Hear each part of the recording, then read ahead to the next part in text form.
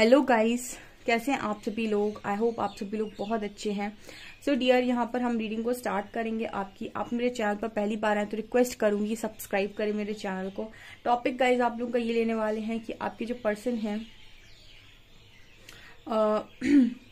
उनके साथ आपकी कौन सी गलत फहमियां हैं। ठीक है, कौन सी गलत फहमियां आप दोनों के रिश्ते को खत्म सा किए हुए हैं, जो आप ठीक नहीं कर पा रहे हो, जो आप पहचान नहीं पा रहे हो। Let's see.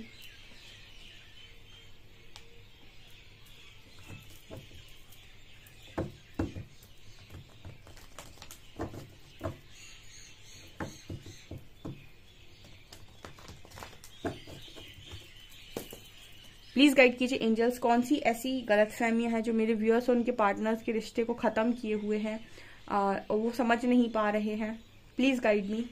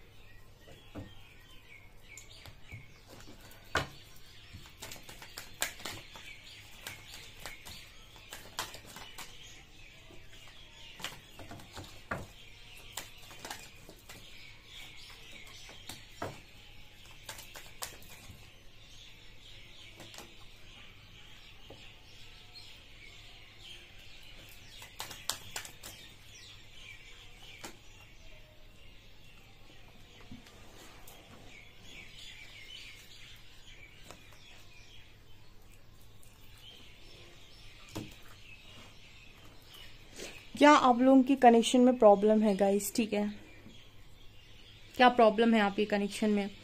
देखिए गाइस, फिलहाल तो ये एनर्जी है। क्या गलत फहमियां हैं? ठीक है, गलत फहमियां भी हैं और काफी कुछ नजर आ रहा है। चलिए बताती हूँ मैं। देखिए, कार्ड है 8 ऑफ पेंटिकल्स का, 6 ऑफ कप्स का।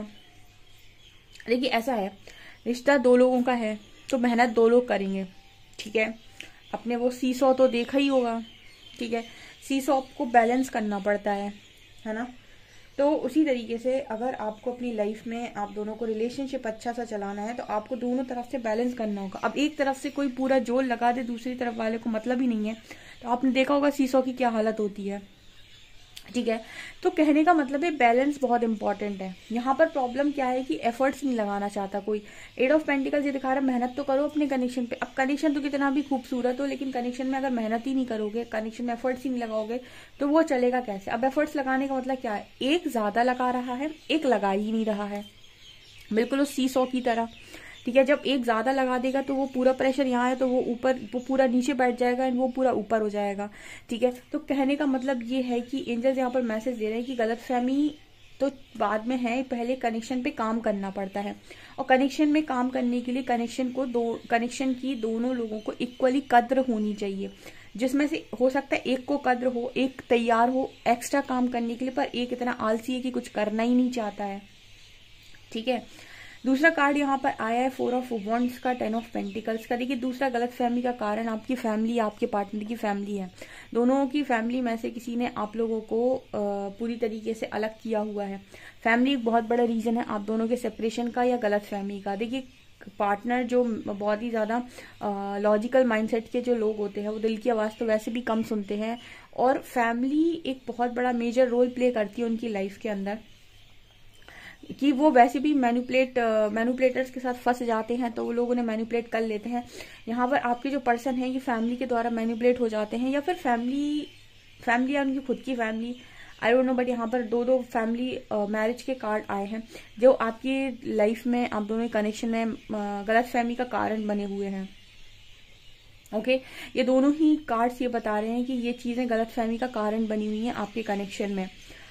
आपके पर्सन की फैमिली से या तो उन्हें कोई मैनिपुलेट करता है, ठीक है, या फिर हो सकता है कि उनको आपकी फैमिली से कुछ इशू हो, ठीक है, स्टेबिलिटी का इशू हो, क्योंकि उन्हें कनेक्शन में स्टेबिलिटी नजर नहीं आती, या फिर उन्हें आपकी फैमिली में स्टेबिलिटी नजर नहीं आती, ठीक है, या फिर उन्हें ऐसा लगता है कि आप उनकी फैमिली में एडजस्ट नहीं कर सकते, ठीक है।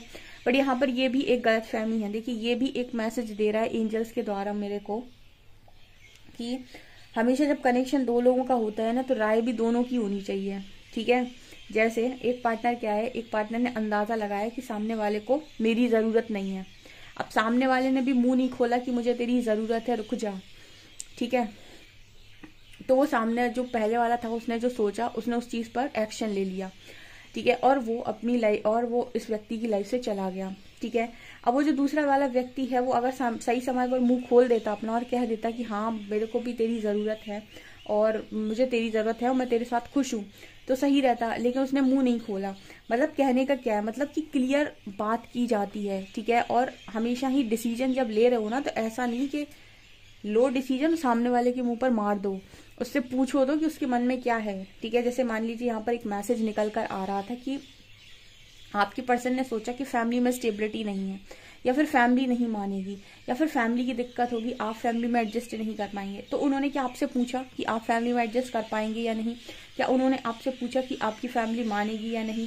क्या उन्होंने पूछा कि क्या उन्होंने फैमिली से एक बार बात की थी?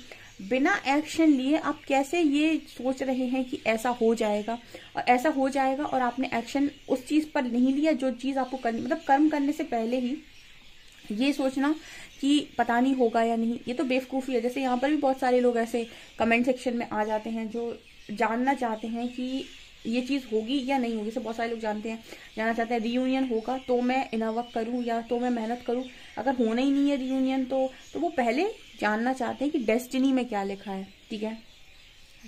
अगर लिखा है तो मैं कर्म करूं, अगर लिखा ही नहीं है तो मैं कर्म क्यों करूं?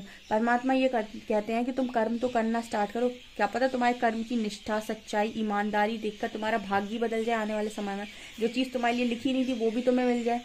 सब कुछ पॉसिबल है कर्म के अनुसार तो, लेकिन हम क्या करते हैं, हम जानना चाहते हैं कि भविष्य में क्या है। भविष्य अगर हमको पता है तो उसके हिसाब से हम कर्म कर लें, अगर भविष्य में लिखा हो तो ठीक है, नहीं लिखा हो तो क्यों चुपचाप बैठे हम यहाँ पे, कोई दूसरा काम देखते हैं। तो इसी तरीके की एनर्जी ये है कि आपके पर्सन ने सारी चीजों को प्री जज कर लिया कि ऐसा होगा तो ऐसा होगा, ऐसा होगा तो ऐसा होगा, बजाय इसके कि ये एक्शन लेते और चीजों को करने की कोशिश करते। हो सकता है बात करते फैमिली में, स्टेबिलिटी की बात करते, आपसे बात करते, आप दोनों क्लियर एक दूसरे से बात करते, फैमिली से बात करते, हो सकता है सारी चीजें आगे जाके क्लियर हो जाती, ठीक है। क्योंकि कर्म के बिना आप कैसे कह सकते हैं कि ये नहीं हो सकता है? आपने उस चीज का प्रयास भी तो नहीं किया, प्रयास करते फिर नहीं होता तो अलग बात थी, मन में एक सेटिस्फेक्शन होता।